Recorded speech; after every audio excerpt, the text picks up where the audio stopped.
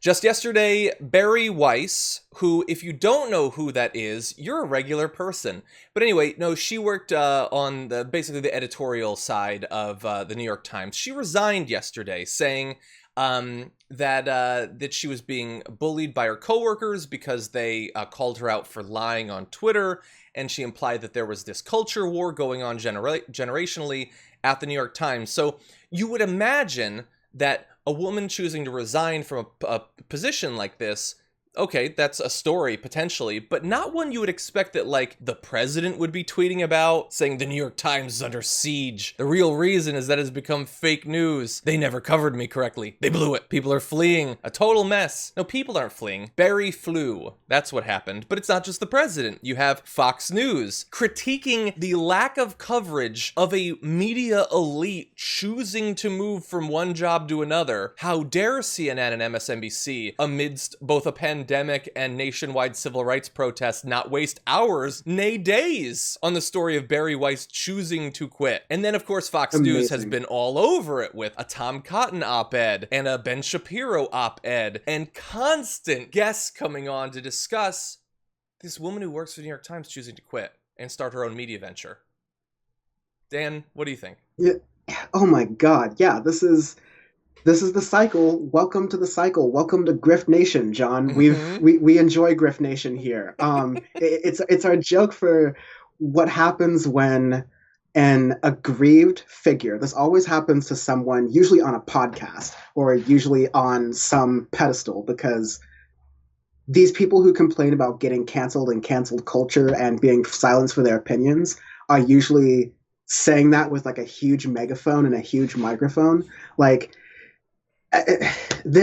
the Fox News thing that we had a while ago, where they were comparing how many seconds that the other cable news networks spent on the resignation of a New York Times op-ed writer, is the idea that the same network that claims that Obama was an elitist for putting a certain type of mustard on his burger is saying that other networks are elitist for not covering the firing of a New York Times reporter. What does this matter materially to, like you said, the coronavirus, the George Floyd demonstrations, the impending rent issues, the economic issues that's boiling under here, homelessness, like the climate. Like, there's so many actual issues to focus on, even issues that Fox News could pretend to focus on. Like, I'd almost rather take some like Chaz B-roll over this. It's so maddening, and like it goes to Grift Nation.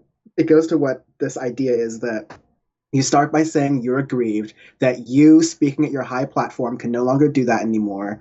So now I'm going to be silenced. And she resigned on her own. She resigned on her own. So she's not really being silenced. All she's doing is, like you said, I don't know if she's officially announced this, but for certain, the next step of Grift Nation is you start your own independent media venture. You say that you're going to do an interview show. You're going to talk to independent thinkers. You're going to let them say whatever you want to. And then it's just from there, it's only a ticking clock to who is the first Nazi you let on the program. It's like, is your show going to be the Nazi show? Or like, who is the first person you're going to let on the program who is maybe not a Nazi? I understand, because like Bari Weiss is Jewish, so it's like far, but like, who is the first person who is going to have extremely reprehensible opinions that you are going to kind of walk around and say, hey, this is free speech. Hey, you can have these opinions. Who cares that I have this platform that I'm complaining is being robbed from me? I'm just letting this person talk. It's a ticking time, like, clock to see when that changeover happens. Yeah, you're 100% right. Some white identitarian guest or something like that. A philosopher, really. That'll be one of the guests. Small correction.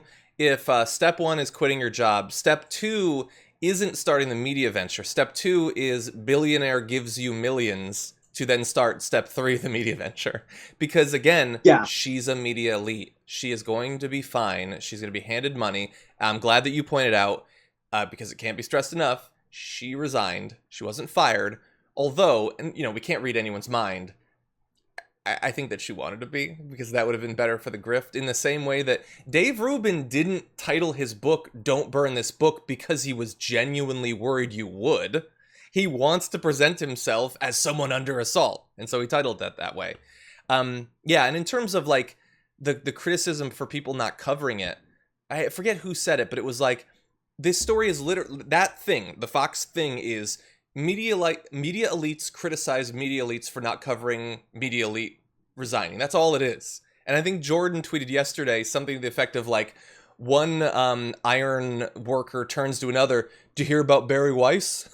Like, no, it doesn't. No, it's not a thing. It doesn't matter. It is a personnel change. It is an optional, voluntary personnel change that someone is doing. It is not actually evidence of cancel culture. You can't have it both ways. She can't use her massive media platform to talk about how silent she is, like, while hoping to be fired as a demonstration of it. And when that doesn't happen, she just quits anyway, and that becomes the demonstration of it. Well, isn't it nice that you win, like, heads I win, tails you lose sort of situation that they've set up there?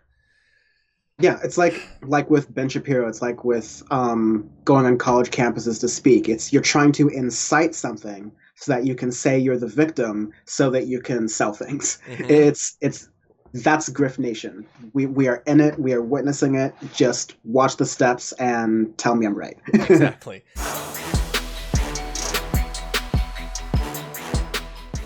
Check out the Damage Report podcast each day, wherever you get your podcasts, whether Pocket Casts or Stitcher or iTunes. You can join me as I give you the news and stories you want, with a range of co-hosts and interview guests jumping in on the fun each day. Again, that's the Damage Report, wherever you get your podcasts. And if you get them at iTunes, don't forget to rate and review. Sometimes I'll read them live on the show.